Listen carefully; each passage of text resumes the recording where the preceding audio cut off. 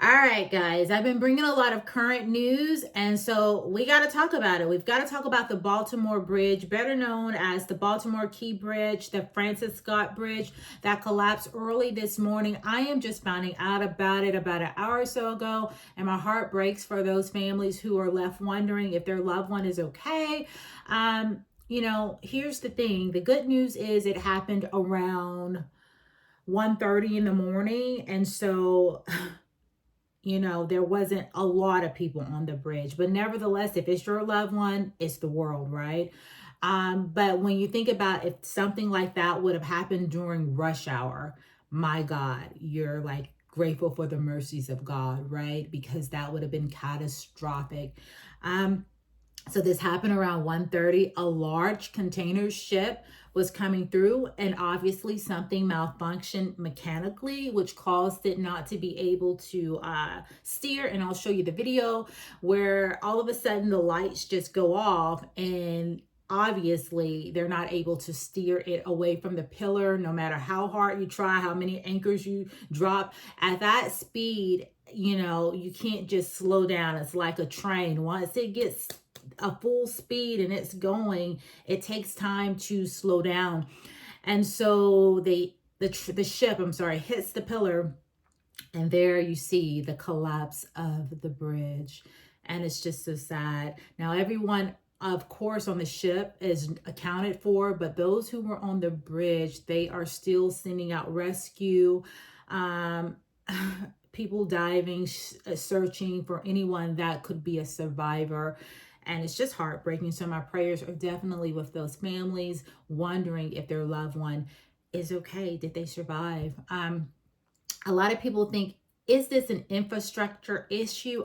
I don't think so. I think that when you have a ship that large and that big, that and going so fast, that if it hits a pillar, I mean, yeah, I believe it could cause that whole infrastructure to collapse easily, because that ship's so large, so huge. I think they said over 800,000 pounds.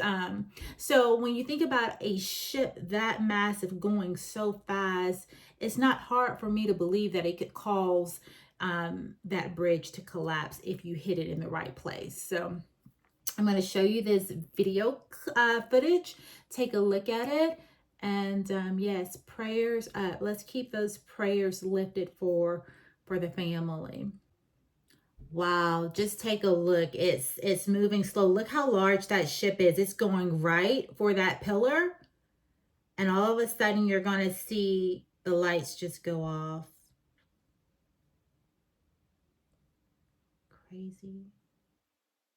And I wonder, those people who were just zipping by on the bridge, did they even notice it? Did they even see that that bridge was coming straight for the pillar? And they were like, let me get the heck out of Dodge, right? Because those cars are flying by so fast.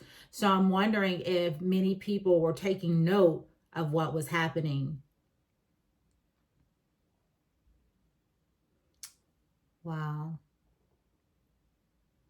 Okay, so here is the moment of impact, and it is down.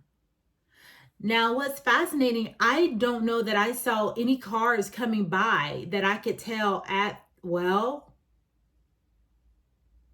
take that back. I can't tell if that was the light or if that was actually a car on the bridge, but it doesn't look like there was much or many cars on the bridge at the time, thank God.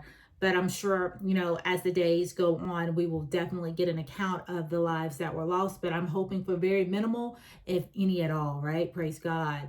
But just think if that happened during rush hour, all of the families and the children going to school, commuting to work, it would have been a disaster. Take a look at it, you all. This is a picture of the ship and the bridge at daybreak.